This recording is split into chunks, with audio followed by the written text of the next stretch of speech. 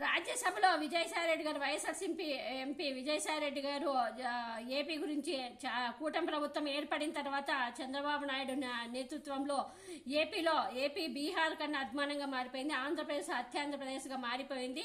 60 రోజుల్లోనే 36 హత్యలు చేశారు ఈ చంద్రబాబు నాయుడు నేతృత్వంలోని టీడీపీ వాళ్ళంటూ కూడా పార్లమెంటులో ఏపీ శాంతి భద్రతల అంశాన్ని మరోసారి ప్రముఖంగా ప్రస్తావించారు రాజ్యసభ సభ్యులు విజయసాయిరెడ్డి గారు. ఏపీలో రోజుకో హత్య జరుగుతుందని కూడా వ్యాఖ్యానించారు. ఈ హత్యలకు ఎవరో కారకులు అందరికీ తెలుసని, అయితే పోలీసు వ్యవస్థ నేరస్తులకే వత్తాసు పలుకుతోందని విమర్శించారు. కూటమి 60 రోజుల పాలనలో 36 రాజకీయ హత్యలు జరిగాయని రాజ్యసభ దృష్టికి తీసుకెళ్లారు విజయసాయిరెడ్డి గారు. వెంటనే కేంద్రం జోక్యం చేసుకోవాలని కూడా కోరారు. ఎందుకంటే ఏపీలో కూటమి ప్రభుత్వంలో ఏపీ ప్రభుత్వంలో భాగస్వాములై ఉంది బీజేపీ అంటూ కూడా విమర్శించారు. ఏపీలో శాంతి భద్రతల పరిస్థితిని మెరుగుపరచాలని కోరారు విజయసాయిరెడ్డి గారు.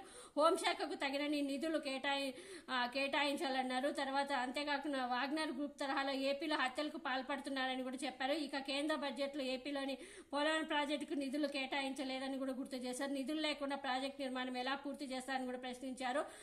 అంతేకాకుండా తెలంగాణ నుంచి ఏపీకి రావాల్సిన నిధులు బకాయిలను కూడా మీరు పరిష్కరించాలంటూ కూడా విజయసాయిరెడ్డి గారు రాజ్యసభలో ఇచ్చారు. ఈ కూటమి ప్రభుత్వం ఏపీలోని శాంతి భద్రతలు అదుపులో ఉండేటట్లుగా మీరు చూడాల్సిందిగా కేంద్ర హోంశాఖను కూడా విజ్ఞప్తి చేశారు విజయసాయిరెడ్డి గారు. ఇది కూటమి ప్రభుత్వం ఏర్పడినప్పటి నుంచి కూడా ఏపీలో వైఎస్ఆర్సీపీ కార్యకర్తల హత్యలు తర్వాత ఆస్తులను ధ్వంసం చేస్తూనే ఉన్నారు.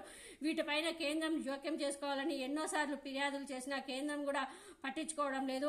ఏపీలో భాగస్వామ్యంలో ఉన్న మోడీ ప్రభుత్వం కూడా మరి మోడీ ఎందుకు సైలెంట్ గా ఉన్నారో అర్థం కావడం లేదంటూ కూడా మరి ఇందుకు మోడీ సహకరిస్తున్నట్ట లేదా హత్యలకు అంటూ కూడా విజయసాయిరెడ్డి గారు స్ట్రాంగ్ గానే రాజ్యసభలో బీజేపీని ప్రశ్నించారు.